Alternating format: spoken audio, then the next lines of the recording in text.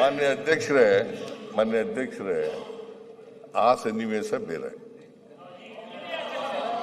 ನೀವು ಮಾತಾಡಿದೆಲ್ಲ ಸರಿ, ಮರ್ತೋಗುತ್ತೆ ಇದೆಲ್ಲ ಸರಿ. ಸನ್ನಿವೇಶ ಈಗ ಇವತ್ತು ಸನ್ನಿವೇಶ ಅವತ್ತಿನ ಸನ್ನಿವೇಶ 2011ರಲ್ಲಿ ನಾನು ಆಗ ಪಾದಯಾತ್ರೆ ಮಾಡಿದ್ದೆ.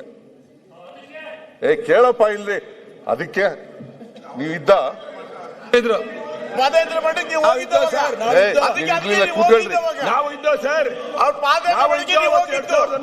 ನಾನು ಪಾದಯಾತ್ರೆ ಮಾಡಿದ್ದೆ ಅವತ್ತು.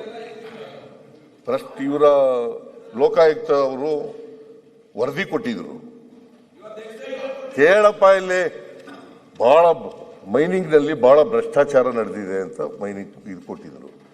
ಅವತ್ತು ನಾನು ಪಾದಯಾತ್ರೆ ಮಾಡಕ್ ಹೋದೆ. ಇದನ್ನ ನಿಲುವಳಿ ಸೂಚನೆ ಮೂಲಕ ಒಂದು ಇಲ್ಲಿ ವಿಷಯ ಪ್ರಸ್ತಾಪ ಮಾಡಿದ್ದೆ. ಯಾವುದ್ರ ಬಗ್ಗೆ? ಗವರ್ನರ್ ಸಂತೋಷ್ ಹೆಗ್ಡೆ ಅವರು ಒಂದು ವರದಿ ಕೊಟ್ಟಿದ್ರು, ಲೋಕಾಯುಕ್ತರಾಗಿ ಅವರು ಒಂದು ವರದಿ ಕೊಟ್ಟಿದ್ರು. ಆ ವರದಿ ಮೇಲೆ ಇಲ್ಲಿ ಚರ್ಚೆ ಆಗಿತ್ತು, ಇದೇ ಸದನದಲ್ಲಿ ನಾನು ಚರ್ಚೆ ಆಗಿದ್ದೆ. ಆಗ ನಾನು ಇದು ಭ್ರಷ್ಟ ಸರ್ಕಾರ, ಲೋಕಾಯುಕ್ತರು ಏನಂತ ಹೇಳಿದ್ರು ಅಂತಂದ್ರೆ, ಬಳ್ಳಾರಿ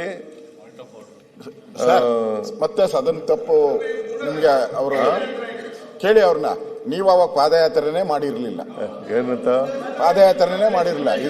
ಸಿಚುಯೇಷನ್ ಡಿಫರೆಂಟ್ ಆಗಿರ್ಲಿಲ್ಲ. ಅವತ್ತು ಸಿಚುಯೇಷನ್ ಏನು ಇಲ್ಲ ಸರ್. ಅವತ್ತು ಈ ಸರ್ಕಾರಕ್ಕೆ, ಬಿಜೆಪಿ ಸರ್ಕಾರಕ್ಕೆ ಭ್ರಷ್ಟ ಸರ್ಕಾರ.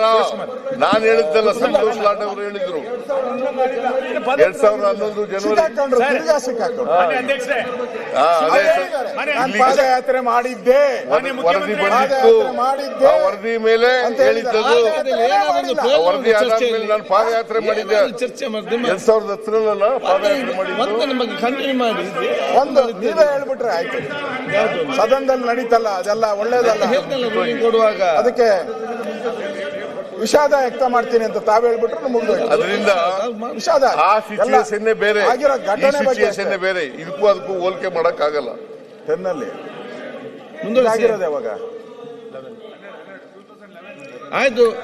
ಪ್ರತಿಪಕ್ಷ ನಾಯಕರ ಭಾಷಣ ಮುಂದೆ. ಸರ್, ಸಭಾಧ್ಯಕ್ಷರೇ, ಅವರು ಪಾದಯಾತ್ರೆ ಮಾಡಿದ್ದು 2010 ಜುಲೈಯಲ್ಲಿ.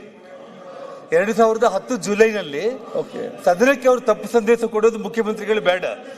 ಅವ್ರು ಪಾದಯಾತ್ರೆ ಮಾಡಿದ್ದಕ್ಕೆ Santosh Lad minds Supreme Court cancel ಮಾಡಿ ನಾಚಿಕೆ ಇಲ್ದಂಗೆ ಇವತ್ತು ಅವನ್ನ ಈ ಸದನದಲ್ಲಿ ಮಂತ್ರಿಯಾಗಿ ಇಟ್ಕೊಂಡಿದ್ದಾರಲ್ಲ, ಅದಕ್ಕೆ ಅವ್ರು ನಾಚಿಕೆ. ಯಾವ್ಯಾವ ಸಂಬಂಧ ಅದಕ್ಕೆ ಅಲ್ಲ, ದಿನೇಶ್ ಅಲ್ಲ, ಅಲ್ಲ, ನಿಮ್ಗೆ ಕ್ಯಾನ್ಸಲ್ ಮಾಡಿಬಿಟ್ಟು ಸಂತೋಷ್ ಲಾಡ್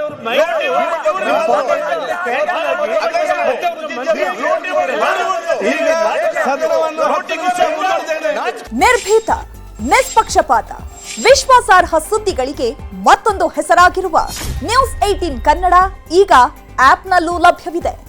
ದಯವಿಟ್ಟು ಇಲ್ಲಿರುವ QR ಕೋಡ್ ಸ್ಕ್ಯಾನ್ ಮಾಡಿಕೊಂಡು ಆಪ್ ಡೌನ್ಲೋಡ್ ಮಾಡೋದಕ್ಕೆ ಮರಿಬೇಡಿ.